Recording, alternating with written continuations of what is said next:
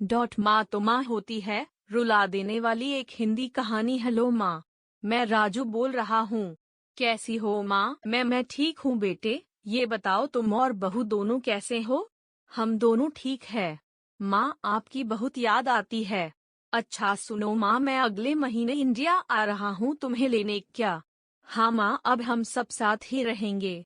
नीतू कह रही थी माजी को अमेरिका ले आओ, वहाँ अकेली बहुत परेशान हो रही होंगी। हेलो, सुन रही हो माँ? हाँ हाँ बेटे। बूढ़ी आंखों से खुशी की अश्रुधारा बह निकली। बेटे और बहू का प्यार नस नस में दौड़ने लगा। जीवन के 70 साल गुजार चुकी सावित्री ने जल्दी से अपने पल्लू से आंसू पोंछे और बेटे से बात करने लगी।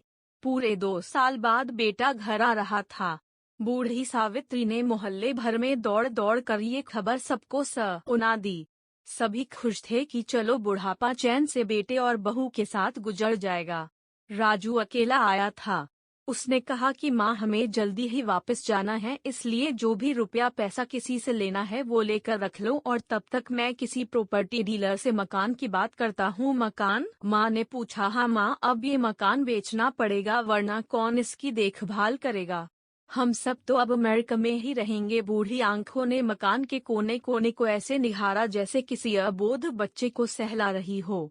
आनर फानर 9 रौने पौने दाम में राजू ने मकान बेच दिया। सावित्री देवी ने वो जरूरी सामान समेटा जिससे उनको बहुत ज्यादा लगाव था। राजू टैक्सी मंगवा चुका था। एयरपोर्ट पहुंचकर राजू ने कहा, माँ तुम यहाँ बैठो, मैं अंदर जाकर सामान की जांच और बोर्डिंग और वीजा का काम निपटा लेता हूँ। ठीक है बेटे। सावित्री देवी वहीं पास की बेंच पर बैठ गई। काफी समय बीत चुका था। बाहर बैठी सावित्री देवी बार बार उस दरवाजे की तरफ देख रही थी जिसमें राजू गया था, लेकिन अभी तक बाहर नहीं आया। शायद अंदर बहुत भीड़ नुकता होगी सोचकर बूढ़ी आंखें फिर से टकटकी लगाए देखने लगती। अंधेरा हो चुका था।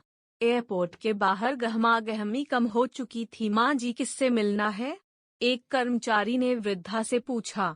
मेरा बेटा अंदर गया था टिकट लेने, वो मुझे अमेरिका लेकर जा रहा है। सावित्री देवी ने घबराकर कहा, लेकिन अंदर तो कोई पैसेंजर नहीं है। अमेरिका जाने वाली फ्लाइट तो दोपहर में ही चली गई। क्या नाम था आपके बेटे का? कर्मचारी ने सवाल किया।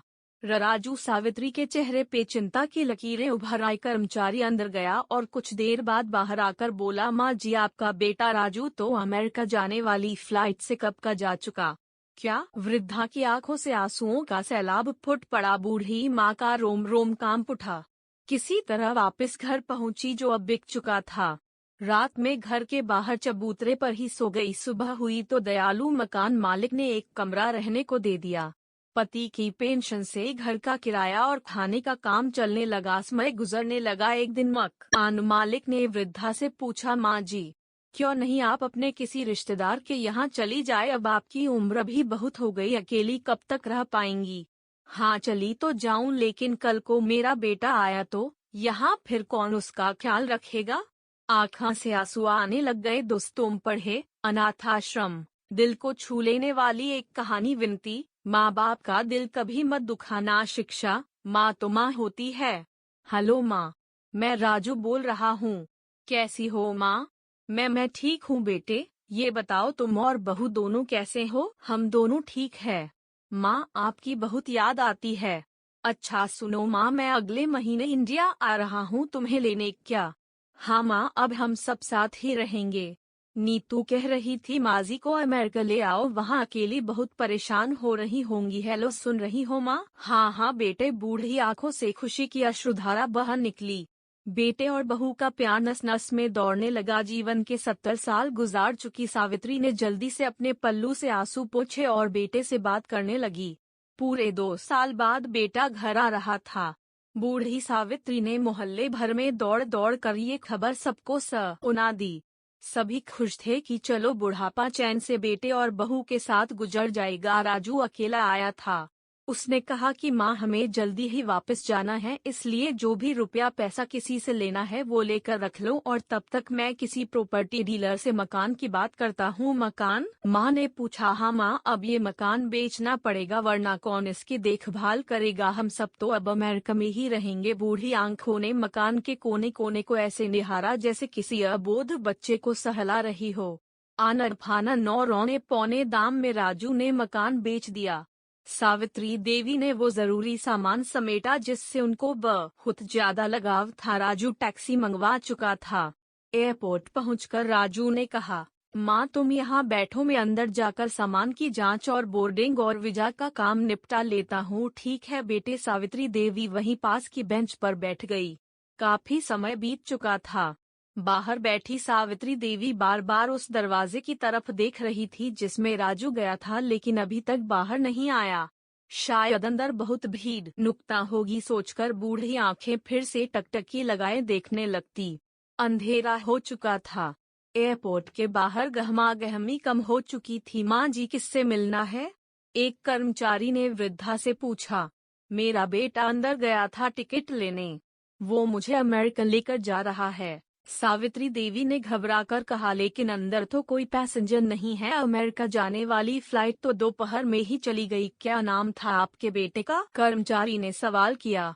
राजू। सावित्री के चेहरे पे चिंता की लकीरें उभर आई। कर्मचारी अंदर गया और कुछ देर बाद बाहर आकर बोला, माँ जी आपका बेटा राजू तो अमेरिका जाने वाली फ्लाइट से कब का जा चुका। क्या? वृद्धा की आंखों से आंसुओं का सैलाब फुट पड़ा। बूढ़ी माँ का रोम रोम कांप उठा। किसी तरह वापस घर पहुंची जो अब बिक चुका था। रात में घर के बाहर चबूतरे पर ही सो गई। सुबह हुई तो दयालु मकान मालिक ने एक कमरा रहने को दे दिया। पति की पेंशन से घर का किराया और खाने का काम चलने लगा। समय गुजरने लगा। एक दिन मकान मालिक ने वृद्धा से पूछा, माँ जी क्यों नहीं आप अपने किसी रिश्तेदार के यहाँ चली जाए, अब आपकी उम्र भी बहुत हो गई, अकेली कब तक रह पाएंगी। हाँ चली तो जाऊं, लेकिन कल को मेरा बेटा आया तो यहाँ फिर कौन उसका ख्याल रखेगा। आंखों से आंसू आने लग गए। दोस्तों, उन दिल को छू लेने वाली एक कहानी विनती। माँ बाप का दिल कभी मत दुखाना। शिक्षा, माँ तो माँ होती है। लाइक कमेंट्स जरूर करें।